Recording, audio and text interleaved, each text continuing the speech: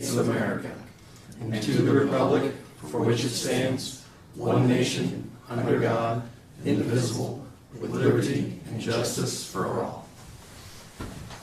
Dear Heavenly Father, thank you so much for this beautiful day. We're just so thankful we had sunshine today and got to see what we got to see. It's a humbling experience to remember that everything that goes around us and outside of this world. And we thank you for watching over us and for loving us and caring for us. And we're reminded just how big everything is out there. And it's just amazing what we got to experience today together and safely. And so we thank you for that. We thank you for this meeting. We thank you for your guidance and wisdom to help us make decisions this evening that best reflect you and your heart for this community. In Jesus' mighty name we pray. Amen. Amen. All right. Amy, if you would. Gary Elliott. Here. Bob Leahy. Jason Berger. Here. Tim Heiss. Here. Tito Frias. Here. And Saul. All right. I trust everyone has had an opportunity to review the consent agenda. I have one thing to add on to the consent agenda, please. Yes. There were 2 points that I had mentioned that we that are in here. One of them is about the cemetery. I'd like to add the gentleman's name, who is the expert in cemetery management that I mentioned. His name is Gene Gene Buckingham. And he lives in Union City. All right. Any other motion or comments? If not, I would I'd entertain an acceptance for the consent agenda with the made amendment. I'll move we accept the consent agenda as presented with the amendment. We have a first, we have a second. All second. All those in favor signify by saying aye. Aye. Those opposed? Consent agenda approved. Then next on the list, I'm pulling out my project. I had some computer errors here, so I'm waiting for our agenda to pull up. Department reports. And we actually have a president. Do we have long-term recovery group here? That's okay. That's you. Sorry. That's right. You asked me. I was just going to say I talked to you, but you called yourself out. I wasn't going to call you out. So. You did talk to me because you wanted to make sure. Nope, I've had those days. So. You talked to me and leave it on the eclipse. Yeah. Leave it on the eclipse, right? I'm just going to give you some of these. I guess first I should start out. So I'm CM Bales. I'm with Indiana. I don't know if you're supposed to record all that. But I'm on the long-term recovery group, the Randolph County Long-Term Recovery Group for the tornado. And so basically, just to give you a little background of how that started. So VOAD, a group came in and trained anybody who wanted to be trained. And then from that, we have a chair, which is Steve James from Frank Miller Lumber. So he's chairing the entire group. And then within the other group, then there's little subcommittees, okay? And there's chairs of those subcommittees. And that is then what builds up into your steering committee. And so I just wanted to share with you, I was at Farmland to share with them because they've been impacted. Of course, we'll go to Winchester, and then also wanted to be here with Union City and all of you because you have been impacted somewhat. So we want to make sure that the communication, that we, keep all on the same page because this is going to be a long time. VOAD, when they came in and trained us, said we're looking at least a year and a half to totally build everything. There was 400 cases turned in to the Red Cross, so 400 people were impacted, of course, on different levels. And really our group is based on kind of 4 C's: cooperation, communication, coordination, and collaboration. So that's why I'm here to talk to all of you. But the steering committee, I'll just let you know who that is. It's Cheryl Zell. She's the head of emotional and spiritual care. She is a co-chair with Nikki Owens. Then Nancy Chalfant is a chair of communications. Eldon Solomon, you might know him from the Journey Home. He's leading the non-monetary donation committee. Then Laura James and Jess Brandon are serving as co-secretaries of the group. James Fry is heading up all the case managers. They actually had a training this week. The case managers are going to be the core of this group. We're trying to get enough, so please, if you know of anyone that would like to be case manager, it's a day training, it's free, we'll pay for the lunch and everything, but then you would get assigned maybe 10 to 15 cases, which means you would go to those families, build a relationship, and kind of be their connector. They're under a lot of stress, as you can imagine, a lot going on. So if we could have a volunteer that walks beside them and is kept informed. So that's the biggest, one of the biggest ones. Then we have Morgan Howard. She used to be with First Merchants Bank. She is from the Lynn area. She's with Financial Control and Reporting.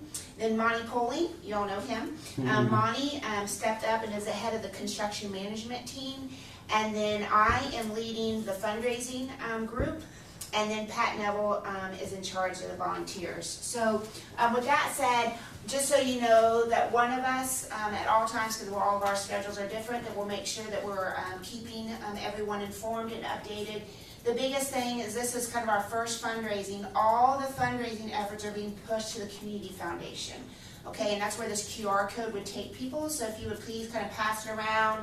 You know, we're really pushing the Community Foundation. The United Way of East Central Indiana, it's the heart of Indiana now, is also raising funds, but locally we're pushing everything to the Community Foundation. So that's the same QR code that Bob just shared on Correct. his. Okay, Correct. excellent. So this is all the same. We're trying to keep things very consistent. Awesome. We've already had a group show up at Winchester, and if you watch their presentation, you got a $1,000 gift card. That's fine. We're not discrediting that. We do have to make sure we're all moving in the same direction, or we'll be out in a million different places. And the money we're raising with the fundraising is going to be significant, but we'll probably primarily look at grants for that. And so anyhow, we're just going around trying to make sure everybody's updated, that you know we're here. We literally just had our first meeting last week, so it's very, very new, but we've all committed to at least a year and a half. To help our communities through it. So if you have any questions, you guys all know Steve. As a chair, feel free to reach out to him, and I'm sure he'll be here throughout sometimes to talk to you as well. So any questions or? Could you see that K.I.S.S has that QR code that they can post on the? Yeah, I'll give that to you, but if you don't, I think we can get it electronically for you. Awesome. So. Also, is there a way we could get a list of the people that you named on the different committees? Sure, We could yeah, get in I touch can get with? that. Yeah, I can get that from Steve. Do you want me to send it to? Who would you want me to send that to? Or Well, yeah, you sent to Steve Shoemaker and myself. Okay, and I'll then have we'll forward Steve on James to the council. send it to Steve, you. send it to me, yes. Yeah. Because we need to communicate anyway, like Correct. some other things, so that'd be great. Have Correct. Steve send it to me. Okay, I'll do that. Thank you. Yeah. Anything else? And I promise I remember you were, when I saw long-term recovery group, my mind went in a different direction, so. I'm so I've thankful. known you for so long. Yeah. This is how you treat me. You know, it was a good day. You know, we had soul scripts, Boilermakers tonight. Yeah, I was just saying. Then I come and I'm forgotten. Thank you, Chad. No, thank you so No, much. thank you, seriously. guys. Yeah. Yeah, no, You're thank you. very This welcome. is huge. Tim and I were just talking about that. Just we're still overwhelmed by, you know, what it's amazing because what I've heard and I think what I've already gotten to see is when disasters happen like this, the first response, which is awesome, but everybody gathers onto the scene and wants to help. People just show up even, and which is awesome. But unfortunately, eventually those people go back to their lives, and the people who were most affected are still left to try to pick up the pieces. And that's when a lot of the real work begins in terms, like you said, the long-term recovery. Yeah, so this VOAG group that goes around the state and does this, they actually showed us a graph that was fascinating. They call it the honeymoon period. After a national disaster, what you just talked about, that we're all excited, we're all here to help, and then all of a sudden we're dipped, and we're in the dip. Yeah. We're already there, they said. And so it was fascinating to hear that. And so I know when my grandparents' former house was hit, and we were up on the roof cutting off the big limb, and we looked up over on J. Randolph and the old church, and you know, up down Base Road with the farmers that we know, and it was like, my husband even said it looks like a war zone. You know, I mean, it's the closest we would probably, I'm thankful I've never seen a war zone, but it's probably the closest that we'll ever get to experience, and just, but again, it's great to see how we're all coming together, and I'm just praying that that continues, you know, that we see that unity and that we all just work together, It's so. a long haul. Yeah, but it is a long haul, and it's gonna take us all, we're gonna mess up, and we're gonna miss something, but we're gonna do our best. Awesome. Well, thank you. You're very welcome. All right. Department reports. I had a litany of things. Number one, I wanted to thank Tim for doing a great job of leading the meeting, my absence last time around, and also with regard to the tornado event. Hats off to all the emergency personnel in this area that just got up and went. Our police, our fire, medical services, they all were in action that night, and it was remarkable. In fact, we lost power that night, and our wastewater, a lot of our street guys were pulled an all-nighter because we lost power at the wastewater treatment plant. And I was out there at 12:30 or going about 1 o'clock, and poor guys were waist high in sewage. Yeah, because the power had shut down, and we lost both feeds to the wastewater treatment plant. But they worked feverishly and did a tremendous job to get everything back up and running. So They saved us from a lot of calls. yes, and big damage. big time. I was out there probably a little earlier than you, I think, probably. And surveying Maybe, I don't them, know. helping out. Yeah, just checking in, see what they were doing, how they're doing. They were dedicated. Yeah, that's you're for not sure. kidding. Big time. So I really appreciate them tremendously. Also, hats off to, again, regarding the storms, Jim Dubinsky and the Lions Club. They garnered a $10,000 grant in supplies toward relief efforts, and which is just awesome. And he called me up and wanted to know if they could store stuff. It was being shipped in the community room. That was like a housing center for a bit, but they just awesome. Our Lions Club just above and beyond always. Of course, they had the pancake breakfast Saturday, which was just tremendous. So they're just continue to be a blessing. Shelley King and every single volunteer for the 175th anniversary, just absolutely, positively phenomenal. Yeah. I'm overwhelmed. They did just a great job. We're absolutely blessed beyond measure because those people, they did that on their own. They just said, "Hey, let's do this," and they did it in short order. I think it was like 3 months, if that. Yeah, pretty sure. Yeah, it was quick, but they pulled it together and just did an awesome job.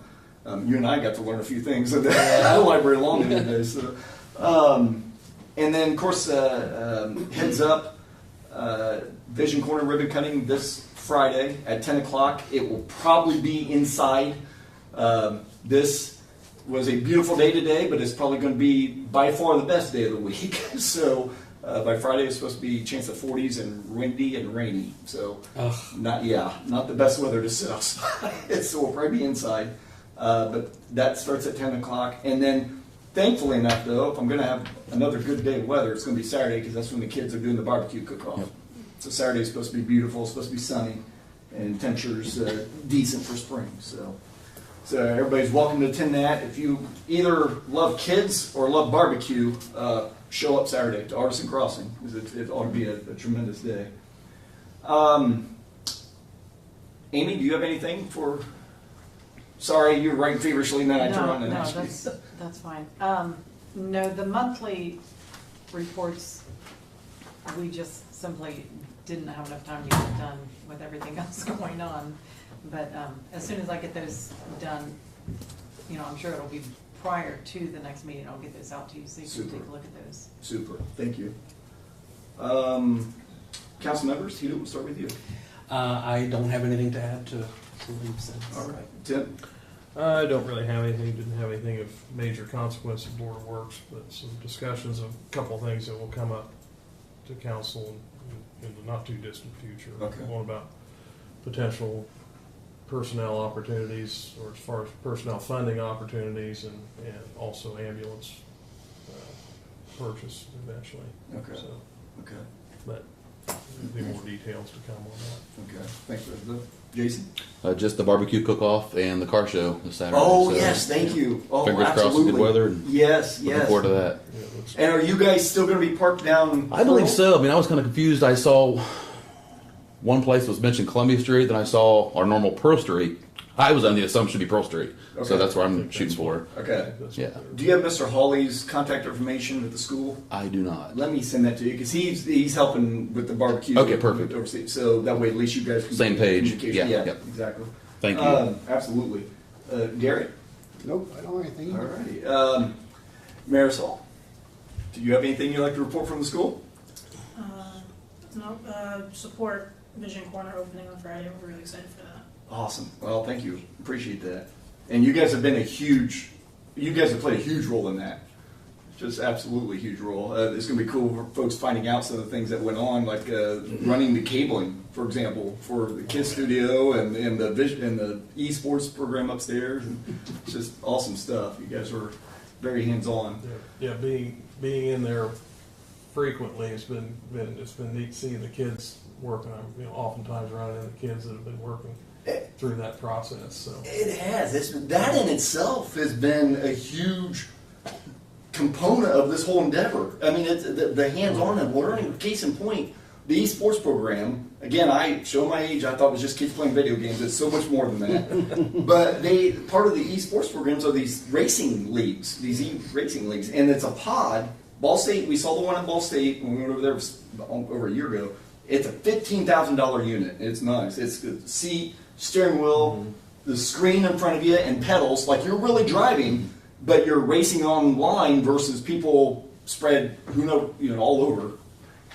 And it was like, okay, we've got to have this as a component because it's a popular feature of esports, and it gives the kids. I mean, it's an important part of the whole program. But we're like, okay, how do we come up with $15,000? Well, we made the pitch to Ball Foundation, and in making the pitch to the Ball Foundation for funding, because they usually don't get funds outside of Delaware County nowadays, but they did for Vision Corner a year ago, and then we tried them again. But in that process, they want to know how we were going to set this up. What are you wanting? What are you proposing? And so we pitched to the kids, and the kids said, actually, they got online. They got all the components necessary to build a racing pod, and by finding the components online and building it themselves, they can do 2 for $14,700. oh, wow. So if we get the $15,000 grant from Ball Foundation, they can get both of their racing pods for the price of one. But the cool thing is they're building it themselves. Yeah. So again, it's that application, it's that problem solving, identification, teamwork. It's awesome. So I can't rave enough about the kids. Sorry, I know you don't like to probably be called a kid, but the young adults that we have at the high school is just tremendous. So, with that being said, we have one item on old business, which is the tax abatement area. And Amy, did you have anything you wanted When I checked with Steve on that one, because he still had it sitting on his desk at the last meeting because of all the tornado events, and when I checked with him on Friday, he still did not have all that final information back for that. Okay, and she was out, our attorney I think was out last week. She was out on vacation as well. So yeah, okay. So look for that on the council. That has not been dropped. Look for that on the agenda, hopefully in voting format for the next meeting. And then our item for new business is the ordinance number 2024-04. This is the ordinance designating an outdoor refreshment area on the second reading. And that one again, when I checked with Steve, the agenda was already set. When I checked with Steve to see if he had received that back, he had not. So we don't have the revised version back. So we don't have that final copy back from the attorney to do that second reading on. Do we have any feedback from you guys? If you guys had any further thoughts or reflections on that door that needs to be made note of to run to I forgot my cup. attorney? I forgot my cup tonight. Your cup? I brought mine. Your door cup. For the record, we're not in a trial run. It's a prototype.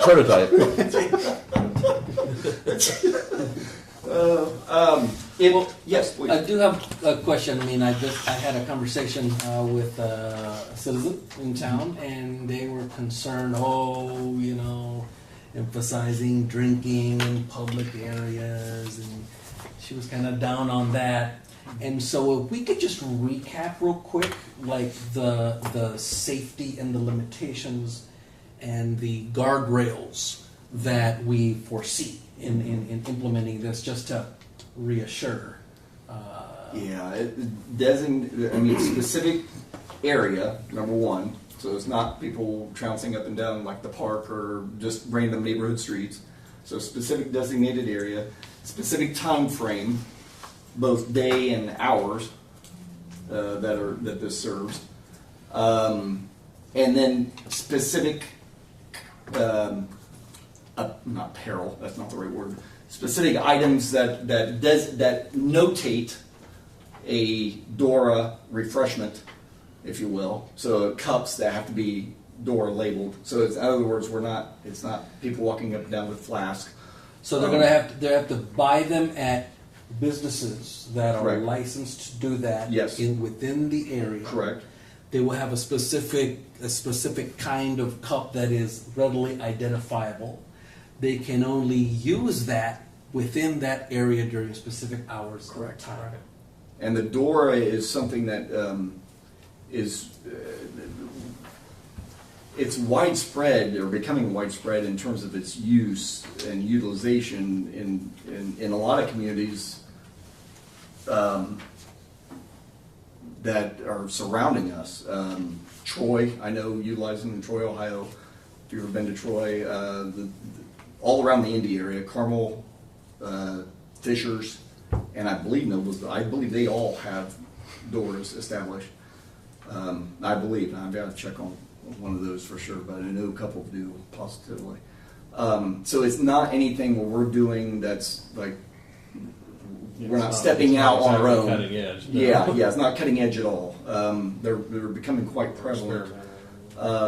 It's really, I guess it would be the same kind. I don't know. What would be interesting to go back is if you went to history of sports, for example, and you think of a baseball game being a family affair, taking the kids down to what used to be Riverfront and now Great American Ballpark.